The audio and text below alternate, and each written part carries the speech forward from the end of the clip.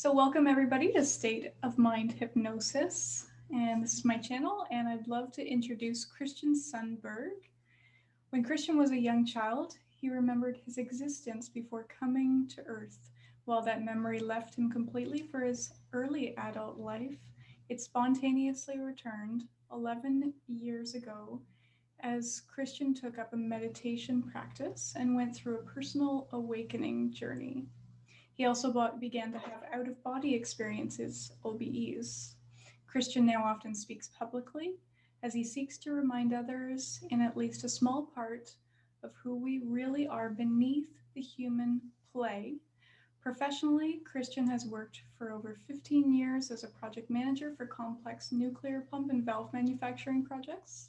Christian is the author of the upcoming book, A Walk in the Physical, which attempts to succinctly describe the large spiritual context in which we exist and the importance of love in our human journey. So welcome, Christian. Thank you. It's an honor to be here. Thank you. Thank you for being here, for accepting my interview request. Yeah, sure. I'm happy to do so. This is an exciting time. Exciting time, right? To be alive. It seems like a lot of us here today are healers, right? We're here to help humanity on some level. I'm not exactly sure, but I like to. We are.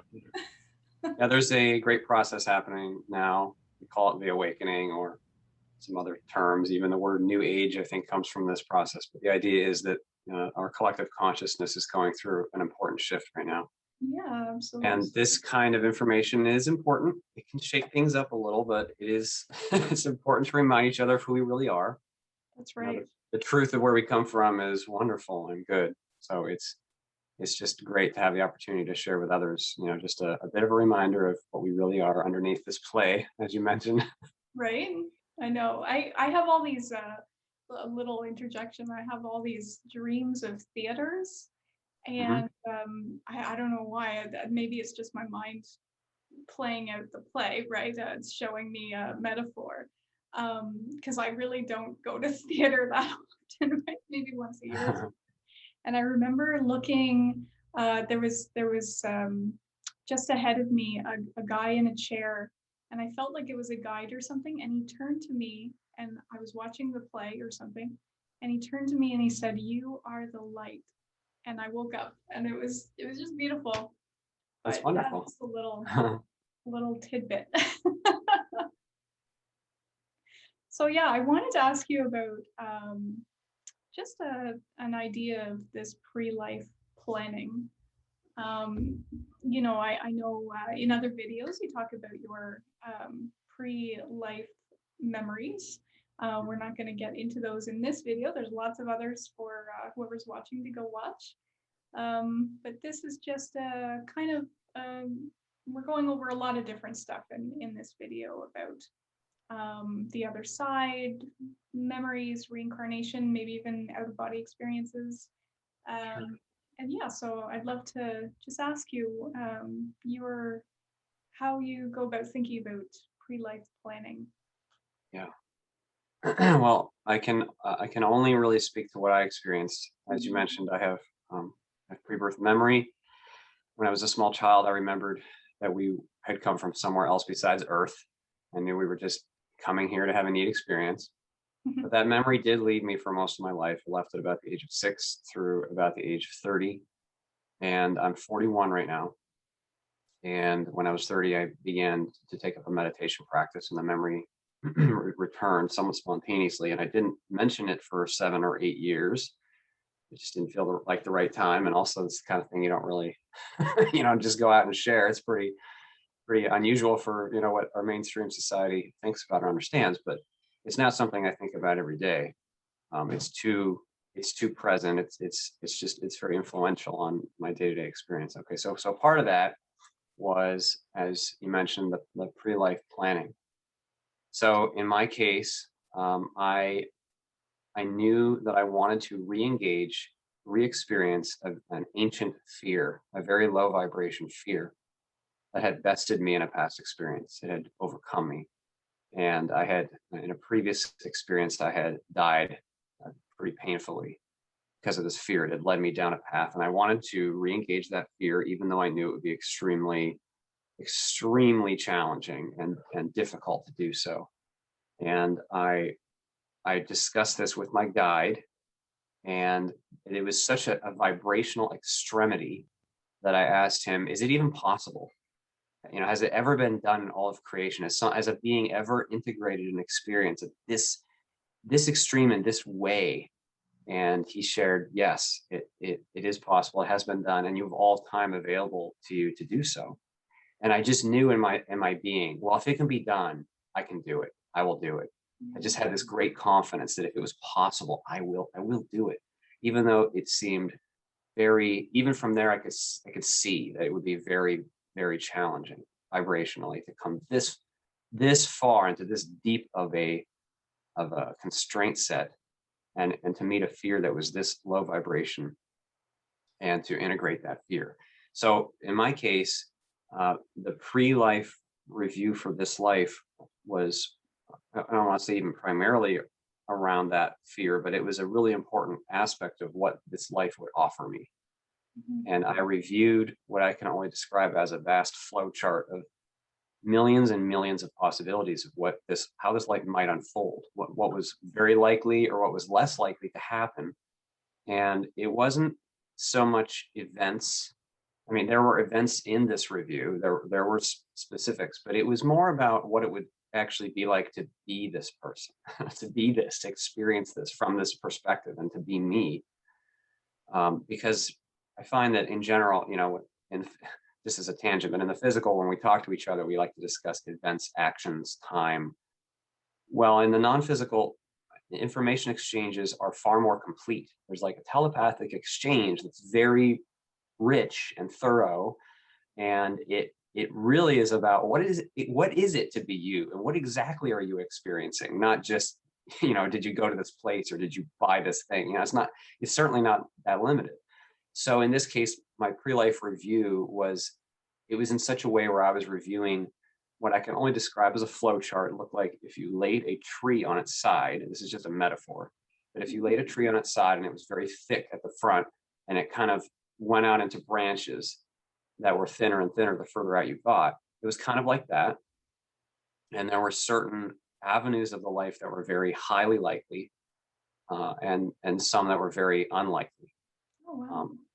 And so what was the thing that determined how that would play out? Well, at the time it was, it was unknown at the time I reviewed it, because there's free will choice making going on all over the place, both by me and by every other player in the game, every other person here. Yeah. So there's a lot of interaction happening that's continually changing how it will unfold, how it seemed to be unfolding. But I knew in reviewing this pre-life plan that it was extremely likely that I would be traumatized in my early or mid 20s. I even thought about it in numerical ages. I had a very I don't know what structured. I remember in a very structured way reviewing, even numerically, that it would be in my earlier mid 20s that I would very likely be crushed and traumatized in a very extreme way, and that it would give me the opportunity to re-experience this very low vibration fear that I had experienced in a past experience. And so I was super excited. I mean, that's like the most. So I have to just say, for anyone who's listening today, that the opportunity to be human is such a precious gift. It's not like we're thrown in here, like we're forced to do. No, we choose to come, even though the constraints here are off the charts, even though being human is an extremely low vibration by comparison state of being, and even though there's a lot of difficulties that we can deal with day to day here on Earth, from that side, the opportunity of the contrast is seen. And there was so much opportunity in this life experience layout. I don't know how else to describe it. That I was reviewing, that I was very, very excited. Excitement is the overwhelming emotion. It wasn't I mean, I could say there is even some like objective trepidation or something, but you know all is well though from that side. You know that there is no way to fail. You can't actually truly be harmed. You can only have this deep, convincing experience. Go see how far you can go, and then see how you can deal with that experience and how you can integrate that experience and how you can bring love into that experience. Yeah. And that was seen to me. I was just I was so deeply humbled and honored that I would have the chance to do this. And I knew that, so I knew that this trauma that would befall me would crush me in a way that I had never quite experienced before. And I knew that the life trajectory, because of the setup of this life and because of the limitations of the body, I knew that this biology has certain unique limitations. I knew that I would be going further out in one experiential direction, one energetic direction than I'd ever gone before. And I knew that it would send me far past a it's hard. Okay, so I just have to interrupt and say that all this is like almost impossible to describe. Yeah. I usually begin any conversation with just at least just this disclaimer that these things cannot possibly be said in words, because who we truly are, it transcends the entire world of form, the entire world, this entire world of duality. It transcends linear time, distance, words. It's so rich and vast and full that there's no way that I can use words. So I'm just kind of clunking around in the dark trying. That's So okay. I just want to make that disclaimer because that's super important, because it cannot be literally described. There's no way to bring earthly words, this lower vibrational, simple language, to that which is so great. But anyway, I knew that I would be going past what I can only describe as like if all the distances I had known and experienced in past experiences had little, this is just a metaphor, but had little outposts or something, like how far I had gone before, Oh yeah. this vibrational direction would take me way past in Yeah. one direction that I had ever experienced, and I'm there right now. Oh, that's Like great. I actually feel this incredible distance away that I am. Yeah. And I seek to integrate that distance while I'm here in my day-to-day experience. Absolutely. Are you able to? I know from a lot of groups that I'm in, and sometimes even clients say that they're, you know, when we're here, we say, I don't want to come back, right? Or Yeah. people are scared Exactly. to come back. Yeah. And I often speak to it saying, well, if you know you're home and you're coming back again, then you're not scared to come here, right? For the most part. I So agree. would you agree with that? Yeah, I agree with that. So this state of being that we're in right now is one of parent separation. Hmm. We feel separate from one another, and we are in an experience of extreme separation right now. This is not typical. This state of being human, whoever's listening today, the state of being you and being human and feeling separate from everyone else and from the world and feeling alone, it is an extremely unique and alien state by comparison of what we normally experience and who we normally are in the spiritual realm.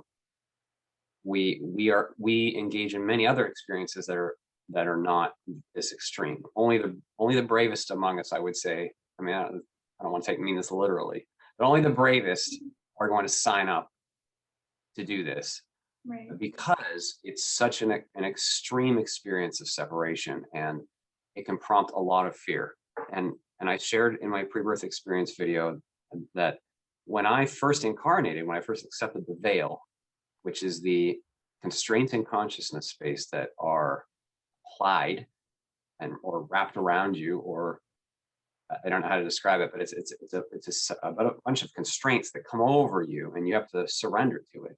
And amongst those constraints is the experience of separation, feeling alone, and being cut off from all your knowing, like all the rest of what you know, which is a lot. It's everything. You're being cut off from everything else, and so for me, I responded in fear immediately after accepting the veil. So I'm putting that in perspective, because indeed, the constraints of being in this place can be very high. I mean, the vibrational place is very extremely low by comparison.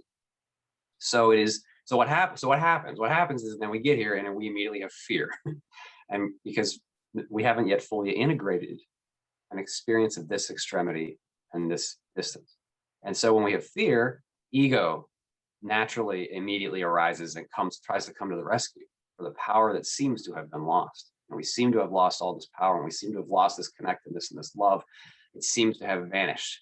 So the ego just frantically rises up and tries to just do whatever it can to reclaim the power, establish beliefs, justify the self, focus on the self, anything, get the next thing that will make me feel whole for 5 minutes, whatever it can do. So I'm stating that in the context of your question, because usually it's from the egoic standpoint that we say, I'm not doing this ever again.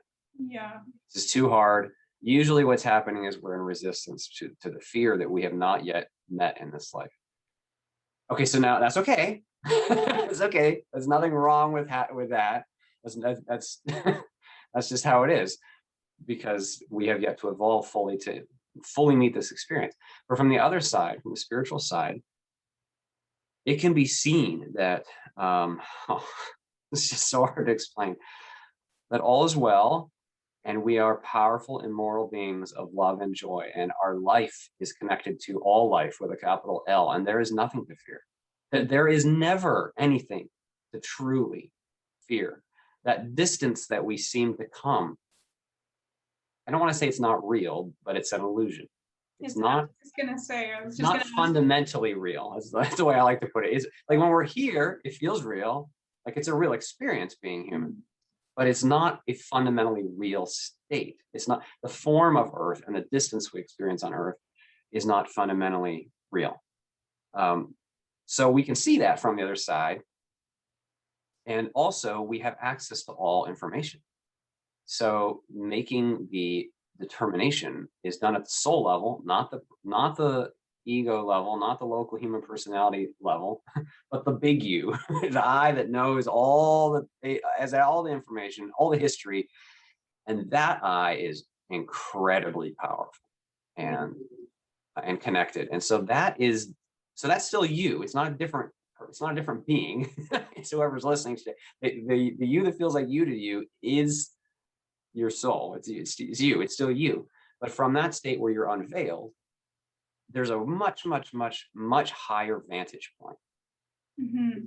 And from that vantage point, it's not like there's ignorance. I mean, it can be seen that this may be a very extreme experience to be human. But nevertheless, it can also be seen that the opportunity for the expansion of being, the expansion of consciousness, the expansion of spirit, the growth of love and joy is so huge that it is often us who ask for something challenging and dive into a context that can seem very challenging. And then for many people, and this, like I said, it's okay that this happens. For many people, they may then spend a lifetime struggling with the challenges that are being met. We all do that to one degree or another. This is, like I said, this is so extreme that it's not something that we do all at once. So I think that's a long answer to your question, but I think that is pertinent background for why here. It's kind of ironic, because here everybody just wants to be done and get out. Like, yeah. Not everybody, but most people are like, I'm done with this. I don't like this. This world's crazy. I'm getting out of here. I'm never coming back. Most people will say that. In fact, when I think when I'm in my ego state, I feel the same way. Like, I'm not doing this again. This is too much. But I also know that I cannot judge as the, as the human personality character. I don't know. I can't see well enough. So all I can do is try to meet my experience the best way that I can. Anyway, what I was going to say was, it's kind of ironic because everybody here wants to get out. But what's very interesting is that on the other side, the opportunity to have a chance to be here and to play one of these characters and to be in this role is so precious. There are far, far more beings who are interested in participating than there are slots. births, characters, avatars to play. You want to put it, in those crude terms. So how do So we all want to get out, but yeah. but it's actually an opportunity. Yeah. So how do you think, do we put our hands up? Do we, because I mean, if a lot of beings are looking to come here to other planets, to wherever, you know, um, how is that chosen? Do you Yeah. Okay. So in my case, I remember that I wanted to meet this fear. mm, I had reviewed who I was and who I had been with my guy. And then I basically, this is just so hard to explain because it makes it sound so limited. But I expressed what I was interested in doing. And they brought me a life. And actually, as I mentioned in the other videos, this life was not the first life they brought me. They brought me another life mhm, that was more appropriate than this life is. And that other life, unfortunately, I basically wasted that life because when I accepted the veil, I was so overcome by fear within seconds of being there that I summoned my might and I fought my way back out, fought my way past the veil, and I inadvertently killed the fetus. I killed the body that was to be mine.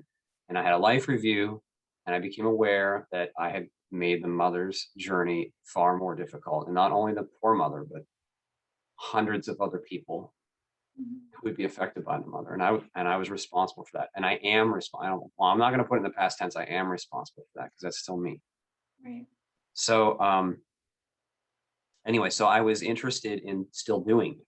And then they brought me this life. So there's we might say there's like a database, and spirit, especially the wise and loving guides who are helping facilitate this for us, are very good at very efficiently sifting through the information and seeing who you are and where you are energetically and in your growth path, Mm, and bringing a life that will be optimal. We could say we'll provide enough challenge, but hopefully not too much challenge. But and then usually the soul who says, "No, I want more challenge because I want to yeah. go big. I want to go big." Yeah. And then so, they say, so, at least I've read this in other from or heard this from other previous experiences. No, that's too much. Don't bite off that much. You can't Yeah. chew that much. Anyway, so in my case, it's not that I went and found a life. The guides brought the life to me, and then I reviewed it. And Hmm. then I knew, okay, the soul has certain qualities. The soul has many qualities. It's very rich in its vibrance and its nature, and that has to interface with the life and the uh this is hard to explain, but there has to be like like an integration of the two, like who the soul is and how the life will be and who they will be and what the biology and the circumstances and everything else. And so that's an important part of it.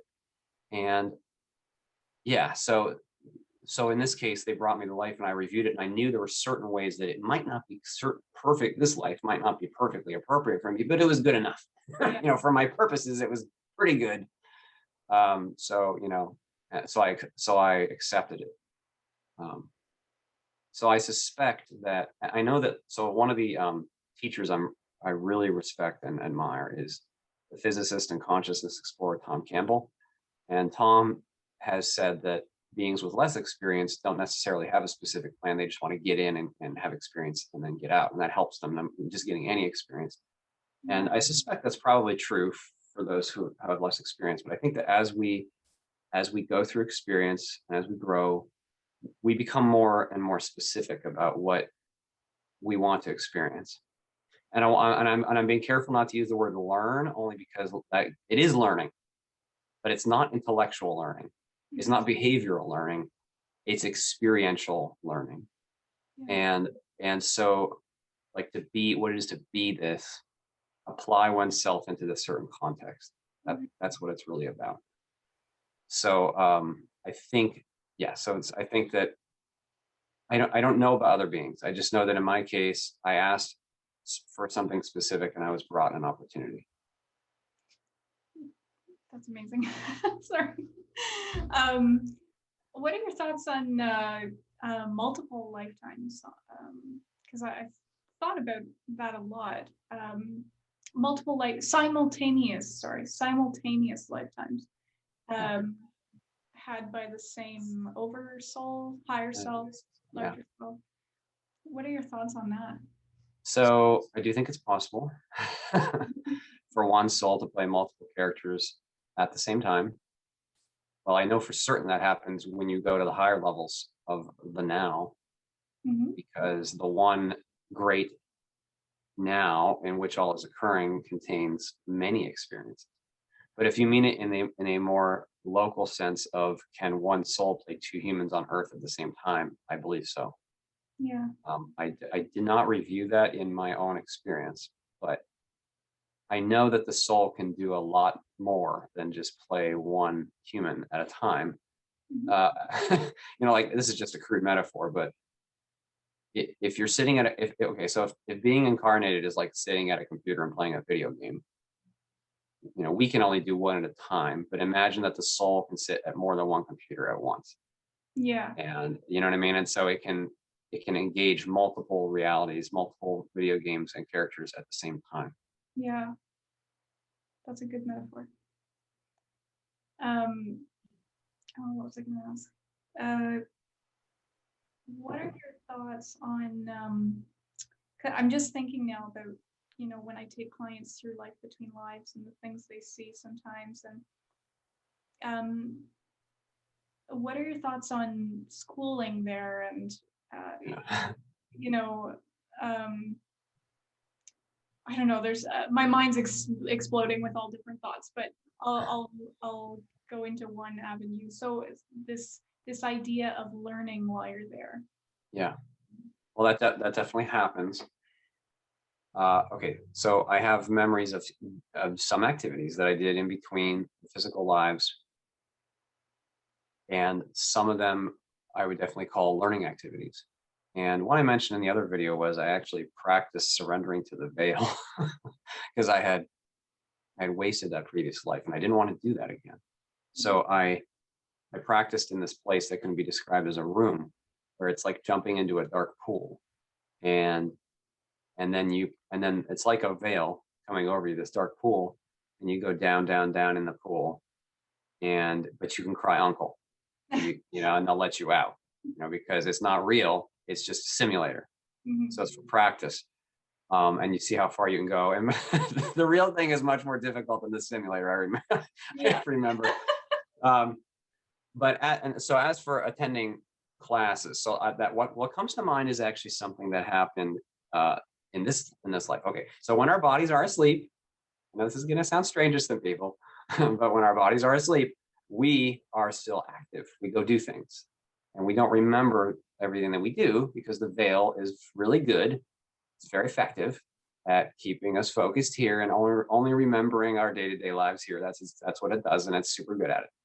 But we do go do things at night while our bodies sleep. And a few years ago, I had an experience where I visited a classroom as a super short-term visiting tutor or something, or teacher to the it was like just one very specific tiny lesson.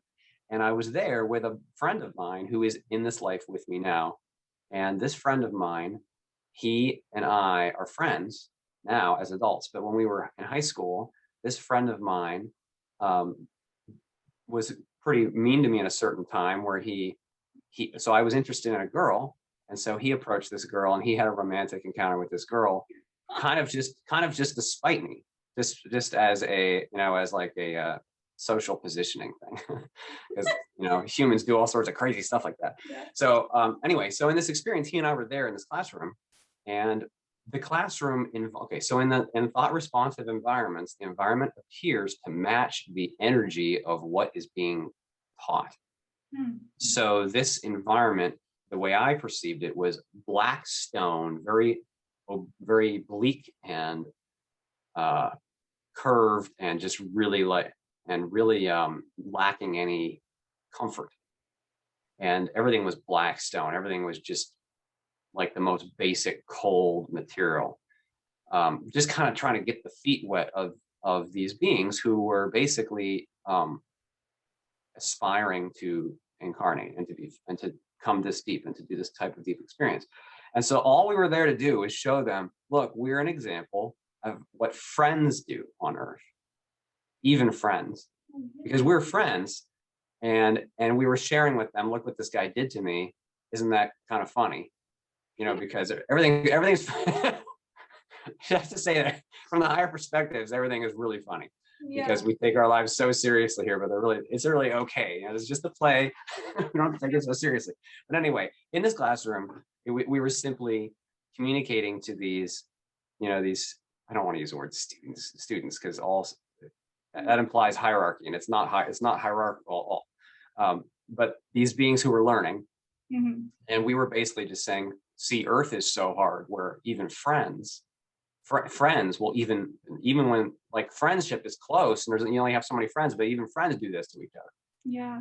And they were like, oh, like that doesn't make that doesn't make any sense. Like friends are because our friendships go so deep into the recesses of time. Like we all have ancient, deep relationships that we temporarily forget while we're here.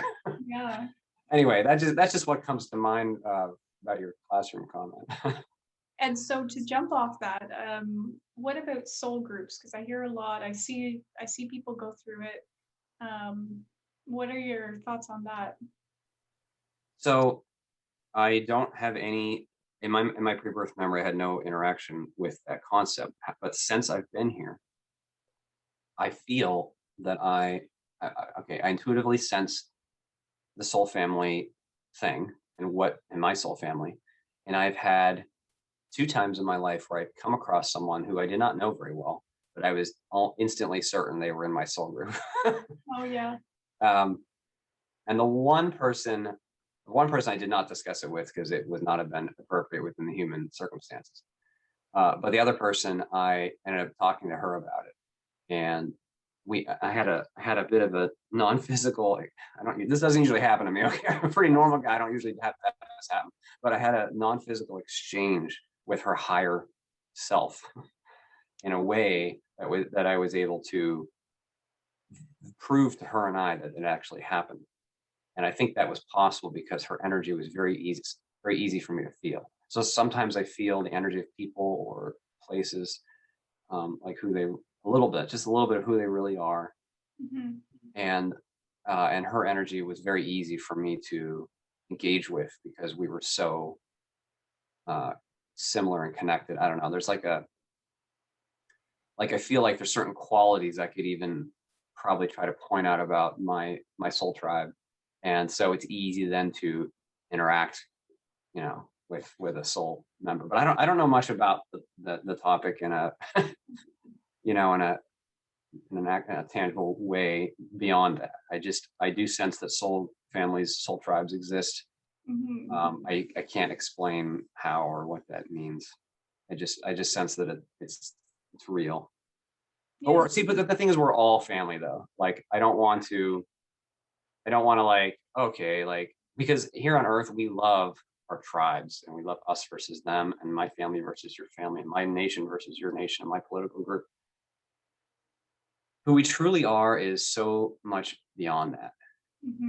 We are beings of love and connectivity and freedom, and there's no boundaries to that. We are all brothers and sisters, and none of us are strangers to each other in a true sense. We're strangers here on earth because we're veiled and we have to play the roles and all that good stuff, but truly we're all connected.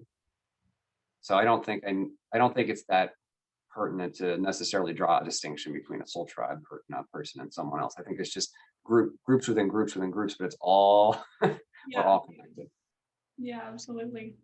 Like the collective consciousness of humanity is a group, for instance. Like everyone who's participating in the human experience is lending their energy into a pond, an ocean of energy that is specific to the human experience, and that pond energy exists in higher thought responsive realities as a thing, as a place, and within it is all of the context of everything that's been thought and considered in the earth environment, especially ideas or experiences that that many of us have focused on. So I'm just pointing that out in the context of your question because it's very complex. There are collective groups. And so like even just the collective consciousness of humanity, like that is something we are all a part of, but it's also its own thing. Yeah, absolutely. No, that makes sense. Um, uh, and while we're on souls, I also see a lot of people struggling with. I'm not sure if you can speak to this, but I'll ask it.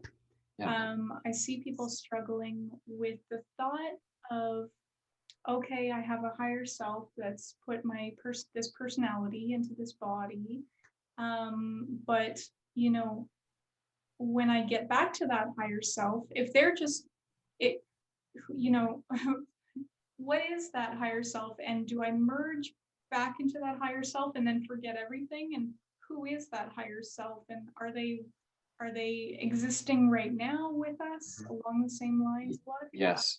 ask that. So okay, so you are the higher self too, and you are already on the other side right now. Mm-hmm. That is a really important idea because okay, so small children and babies, even though they're veiled, they come and go quite frequently. They're much more aware of the spiritual realm. Uh, I'm going to tie this back to your question Yeah. because they're not yet deeply associated with the identity of being human and the identity of being separate and the stories, the ego stories and the personality stories and the identity stories and the thoughts. You know, we create this huge amount of thought momentum about who we are, what our problems are, and you know what we got to do and all this stuff. So okay, so that is that thought bubble is what being human is all about. But your consciousness is already on the other side right now. It's just that the veil helps you to be immersed without distraction, without distraction. And when you are able to fully release the thoughts and the association with form, then the awareness that you really are, it's beautiful. It can rise up on its own, and you'll find that peace and joy and love are what you already are. And that's not just an idea. Like you don't sit down and meditate and you stop thinking, now you get a new idea. It's not an idea. It's a tangible state of being that is known within the body of your awareness itself. Mm-hmm. And the you that you really are is that body of awareness too. Like it's not that you're separate. It's that the body of awareness that you are. You might think of it, so to put it in earthly terms, because we love breaking things down into pieces, because this can't be broken down into pieces. But in earthly terms, it's like the higher self takes a sub portion, of itself, and allocates that into a veiled experience, and the rest of it is still on the other side. That's an okay way to think of it. In fact, there are no boundaries except the ones that we've lost ourselves within. Mm-hmm. So that's why meditation can be so helpful, by the way, as a tangent, because as one meditates, one becomes increasingly familiar with what one really is, which is awareness itself. And the thoughts lose their, like if you gain control of your focus, you're no longer lost in thinking constantly. And if you do that, you naturally are becoming more alert and aware in a way that is transcendent of thought. And you can't go get these higher states that I'm describing, but by becoming more familiar with your awareness itself, the higher you has space to rise up on its own. The clutter is no longer preventing it from being there. And when it rises, you feel, you see, you know deeply that it never went anywhere. Like who you really are never went anywhere. You are the soul, just deeply, deeply wrapped up in this human experience. And so this is, I don't even know if I can put this into words or into a sentence, but you know how in, near-death experiences and all kinds of experiences, OBEs, you have a sense of, people talk about 360 vision. They talk about being able to see where they are. When you, I'm trying to use my hands here.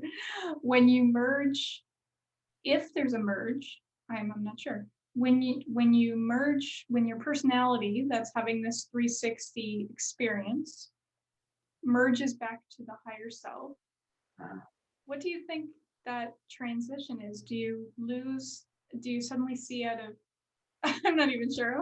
I didn't answer your original question about do you forget who you are? Well, I think there's two statements to be, okay. So I'll get, I'm trying to address your first question because you reminded me that you asked that and I didn't comment on that. So, okay, first of all, I'm a human personality right now. I'm veiled.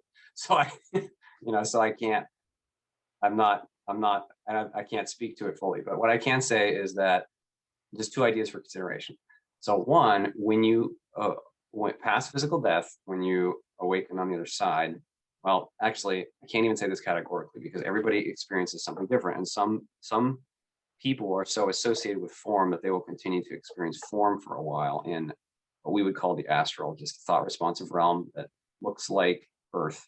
It's very normal, very familiar as like a transitionary environment. Not everybody needs a transitionary environment, or is that associated with form, but that can happen. But anyway, at some point, as you're there, it is experienced that this recent life you live can begin to fade like a dream.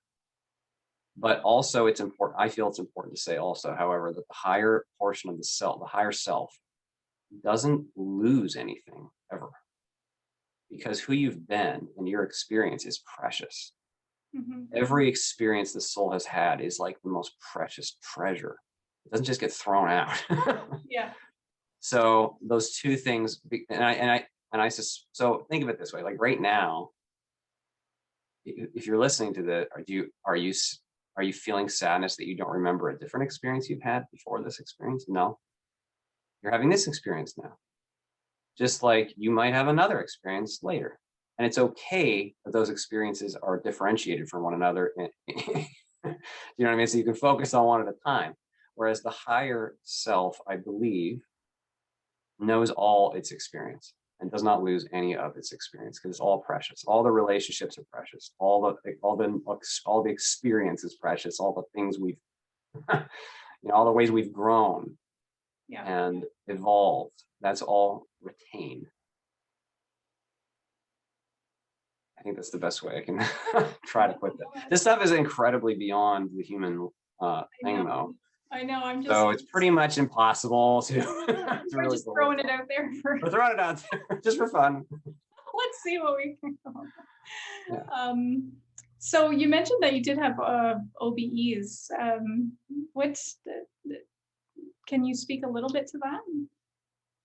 Yeah. I've had a few different types of non-physical experiences, and they're very hard to describe because it's so different and so much more real, actually, than this waking human life.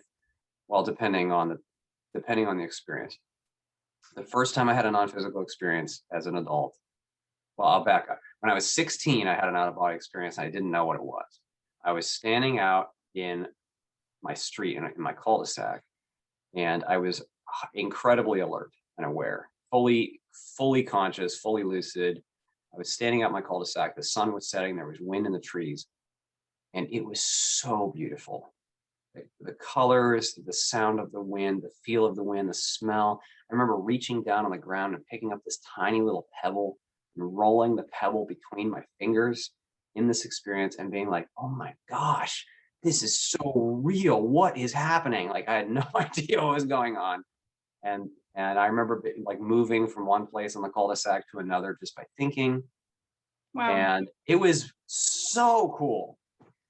And I didn't think much of it after that. I was like, wow, that is, I thought I categorized it as a dream, though it was not a dream. It was far, far more real and lucid than even waking earthly life. It was It was like being in an IMAX movie. Okay, so that was the only time I had that experience until around the age of 30. And then when I began to meditate, after only a few months, I the first experience I had, I was sleeping. I was having a normal dream, and I had this dream that this wave was coming over me and it was going to crash on me and kill me. And in the dream, I thought to myself, okay, you're going to die. Let go of your body now. And it was just a dream thought. It wasn't even like, I wasn't even lucid. And all of a sudden, I woke up, but my body wasn't awake. I woke up fully lucid in this state where I was experiencing these vibrations that were so loud and so extreme. It sounded like a jet engine was placed on either side of my head, and it was just blasting this ridiculously loud sound. And I was stuck there for maybe 8 or 10 or 12 seconds or something. Mm-hmm. And it seemed like forever because it was terrifying. Like, it was not subtle. It was not like, oh, little sensations. No, it was like scared the crap out of me. Loud, violent vibrations with sound. And I woke up in my bed and I like jumped out of my bed and I was like sweating and I'm like, what the hell was that? It was crazy. But it really opened my eyes because it was like, that was so real. Like, it was not like, a little dream or something. It was so real. Yeah. And actually, and then, okay, so that's just something I need to say about all these types of experiences. They're very dissimilar from earthly experiences, and they're certainly dissimilar from dreams. There's no doubt when you're there. The realness is over the top real. So I consider myself just a neophyte in that whole category. I'm a newbie. I'm just getting my feet wet, but I probably have a non-physical experience. I won't even name it. I'll just say every so often I have experiences. And when they happen, and they can be incredibly fun. The colors that you can see in some of these environments are just like, I feel like you could spend all day looking at one color. The color is so alive, and it's a part of you, and you're a part of it. And there's just this churning of beauty and bliss, and it's not separate from you, but you can also look at it at the same time. I don't know how to describe it. No, that's okay. I had a dream of a beach once like that a few years back, and the colors were just beyond. But it was, and let me ask you, like, I don't know if this would be me remembering a visit to the spirit realm, or if it's an OBE during sleep. I'm not sure exactly, but to me it was a dream, but it was the most realistic dream I've ever had in my lifetime. Besides lucid dreaming, sometimes those can be pretty realistic, but this was, the colors were pinks like beyond, and purples, and just it was incredible. I'm not like super careful about categorizing with different acronyms or defining, because I don't know. I call them non-physical experiences because that's just what they are. I don't really think they need to be qualified, put in a certain category. But yeah, they can be amazing, like you described. The color's amazing, and it's like they're so fun that part of me just wants to go do that. But I feel intuitively compelled to focus physically. So if they arrive, that's wonderful. But I do meditate every day. I find it to be an amazing thing, and that can contribute to these types of experiences happening. But I also have felt, like I said, called to just really be in the mundane activity of life, and to be focused here and focused on the things that I'm not meant to, but that I have the opportunity to to do while I'm here, and to engage while I'm here, even simple things. So that's where my focus is. But yeah, when the experiences happen, it's pretty amazing. I mean, it's like you can't discount them. You can't, like, it's their worldview altering. Absolutely. People, I can imagine what people are in their minds maybe asking questions when it comes to me. Your meditation, do you, when I meditate, I tend to run off out of my body, and not out of my body, but I have very vivid explorations, let's say, right? Talking with other beings and stuff. Crazy. Anyway, not crazy, Yeah. but you know what I mean. Your meditation, are you trying to become silent? Because I often wonder, should I become, I mean, it probably doesn't matter in the end, as long as you're being still and, you know, going into that mode. But can you just briefly point to maybe what your meditations consist of? Are you being still, no thought, that kind of thing, or are you exploring and whatnot? Yeah. Yeah. So it's more the former, sometimes the latter. But okay, so I'll mention it in a moment. But I just want to make one thing you said. Just kind of, I feel that I want to make a comment to the term.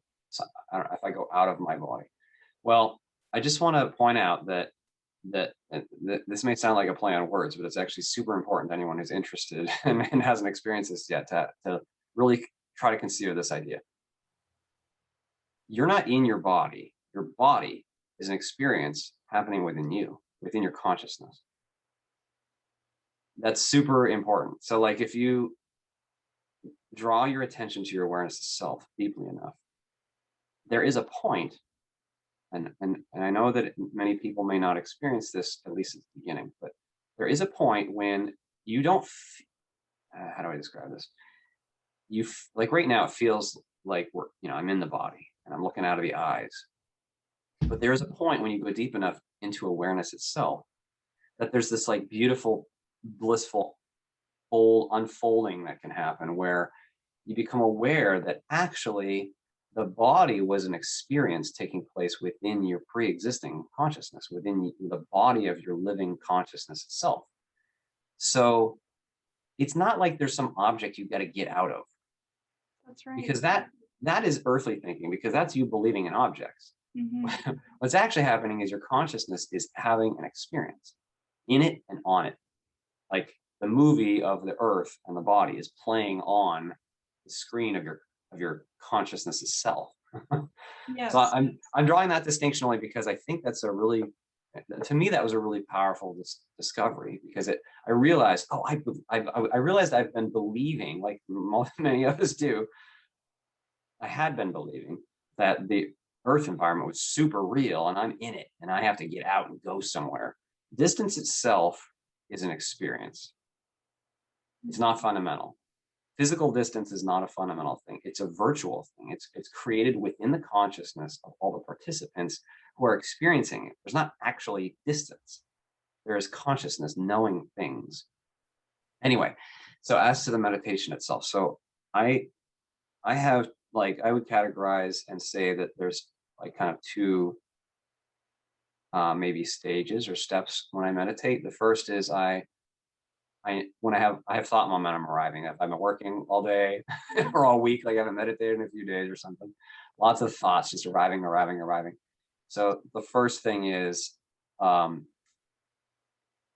regain my focus. So I'll pick a neutral object, like a geometric shape, a triangle or a square, and I will visualize it in my mind, and I will keep my focus concentrated on the shape, and I will trace it, and I'll do that, and then I'll be off thinking about lunch. Yeah.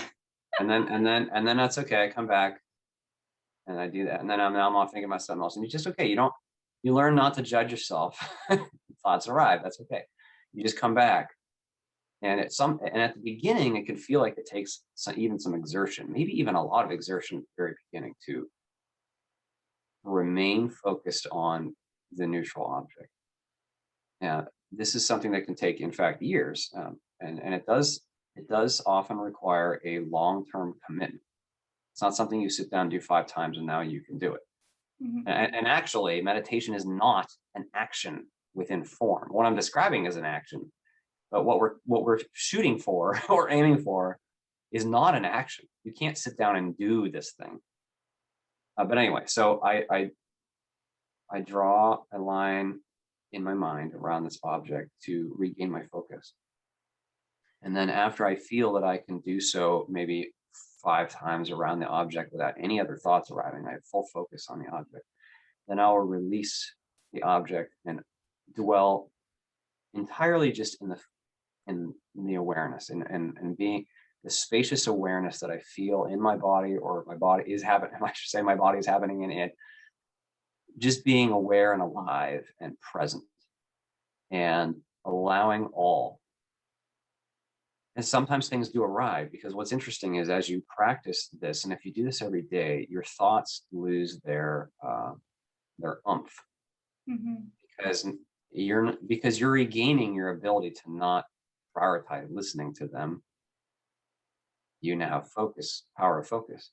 And when the thoughts lose their umph, it means the ego stories lose their umph. Yeah. Because now you're not listening. Now thoughts can't save you from your own fears, what I'm trying to get to anymore. So your fears may rise up.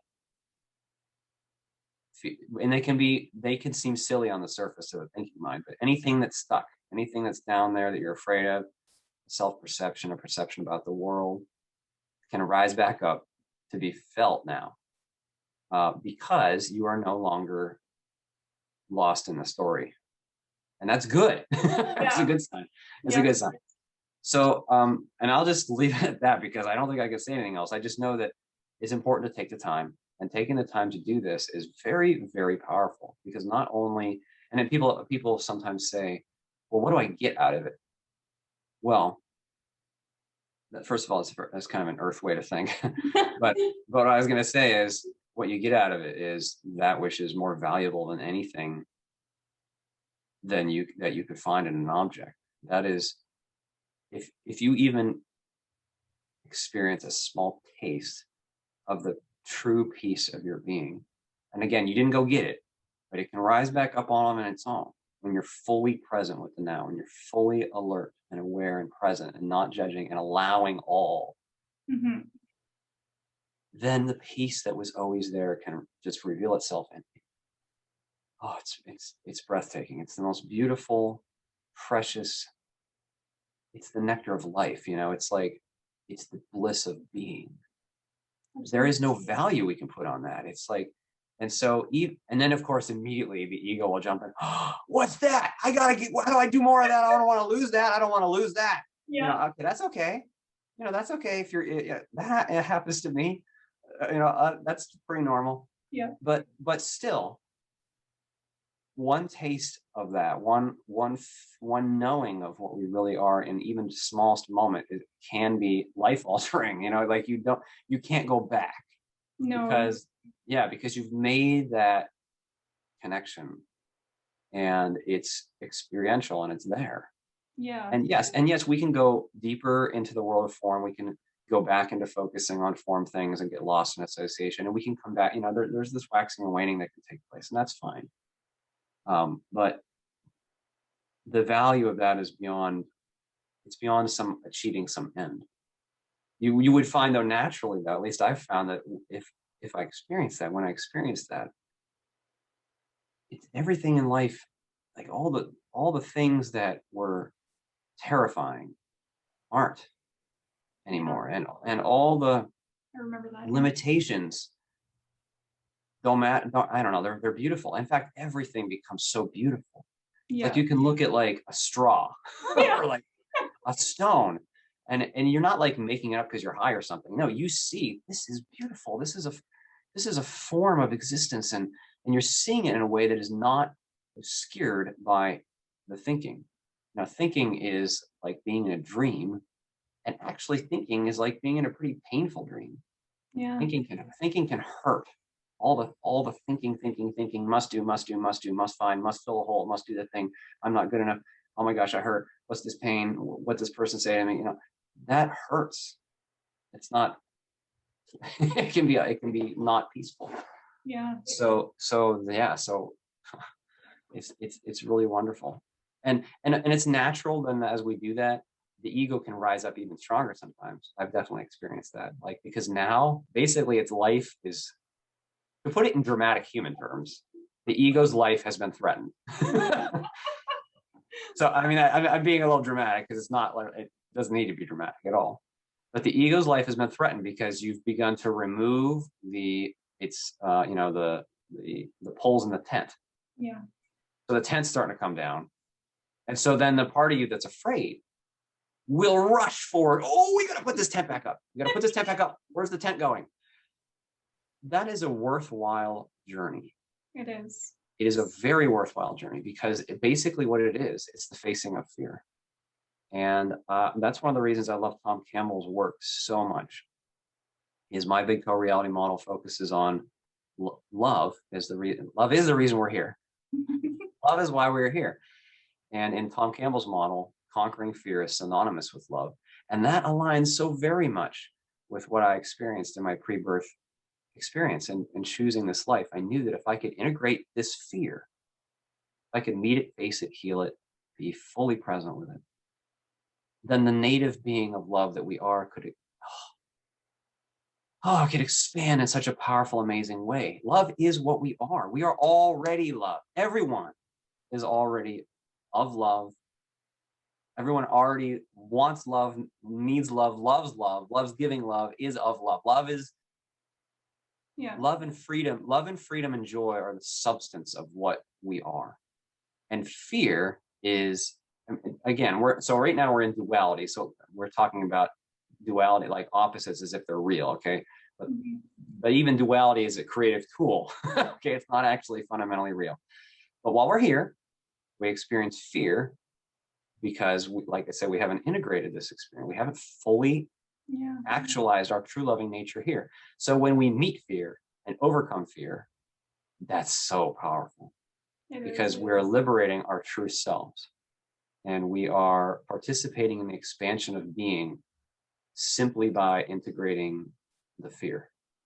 And so that ties into the meditation comment because, like I said, if you meditate and if you really become aware of what your own crap, you become aware of your own crap enough, you find that we have fear. We have deep, deep fear. I mean, this trauma that I experienced in my 20s, I had post-traumatic stress for 8 years. I couldn't even remember my life before the age of 22 very well at all. That's how traumatized I was. Yeah. And I went through years of EMDR therapy with a therapist, and I found layer after layer after layer after layer of fear. And I kept thinking, oh, that's got to be the bottom because, man, that was flipping terrifying. And oh my gosh, I can't believe it. It kept going and going and going and going and going. Eventually, I did find the root moment in my life that was so painful and so terrifying that I had locked it away to save myself, I thought. But I didn't save myself. I just locked it away. Locking it away doesn't actually heal it. Yeah. To heal it, we have to be willing to feel it. We got to be willing to actually face that crap that's down there, face our own darkness, like fully let it be. Let the pain be felt. Let it rage. Let the whatever the negative perception, the negative thing that we're trying to resist, let it happen. Let it be experienced without fear. Because the light of this is a wonderful term that Rupert Spira uses, and I think Eckhart Tolle uses this term too. But the light of your awareness, the beacon, the light, when it goes into those places, it has a profound healing power. Not because you're going and fixing a problem. You're not doing this to go fix something. You're going this to honor how you actually feel and to feel how you actually feel, and to fully meet what you've actually experienced. That is what we're here to do, man. That is what we're here to do. We're here to be human, to have that experience so that we can meet and integrate that experience. And that is the very crux of what makes this human experience so valuable and powerful. I know all that sounds really scary to the ego and like maybe even completely unacceptable. I get it. Right. I'm not making light of it, and it's okay. Like, being afraid is okay. Yeah. It's okay to be afraid. But you have a choice then. Yeah. What do you do with the fear? You can ignore it and try to go on with your life and talk over it, or you can, you know what? I've had enough of the fear. I'm going to go feel it. Show me what there is to be afraid of. Like there's I know we're a little bit over on the hour already, but I just got to say this. So when my father, this is a simple example. When my father was a small child, he was afraid of his closet. And he would lay in bed and look at the closet. And every night he was terrified to go to sleep because of what he imagined was in the closet. Yeah. And he got so worked up and it was so uncomfortable that eventually he said, you know what? Whatever the hell is in that closet, it can't be worse than this fear that I'm experiencing laying here every night. So he got up and he charged into his closet and he pushed his way through the clothes he was aggressive about it. He fought his way in there and he sat down on the bottom of the closet and he said, okay, monsters, eat me. Oh, that's great. But they didn't eat him because there were no monsters. So it's a simple metaphor and it sounds so silly, but all of us have that closet. Yeah, that's true. We all have that thing we don't want to face, we don't want to feel. Is he afraid of monsters in the closet anymore? No, there were no monsters. It's not like he had to then tell himself, okay, now I'm not afraid. No, he just knew there were no monsters because he saw. And so it was experiential. It wasn't just an intellectual thing.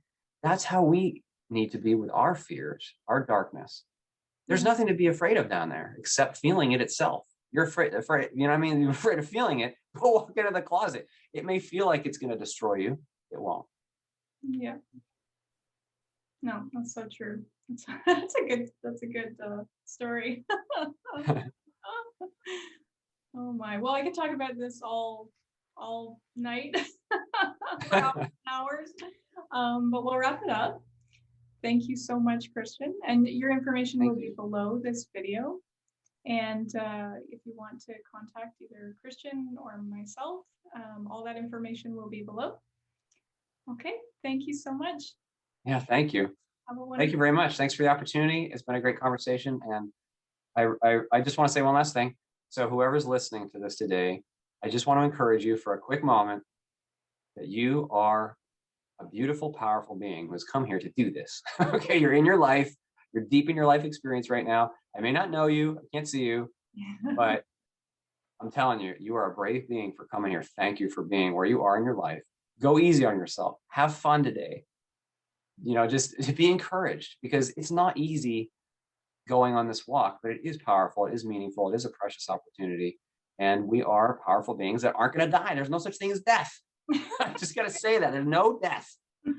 So we can live in accordance with that. And I really hope that someone can be reminded of that here while we are in the middle of our walk in the physical. That's the name of my website and the book that I'm about to finish, A Walk in the Physical. We're just going for a walk.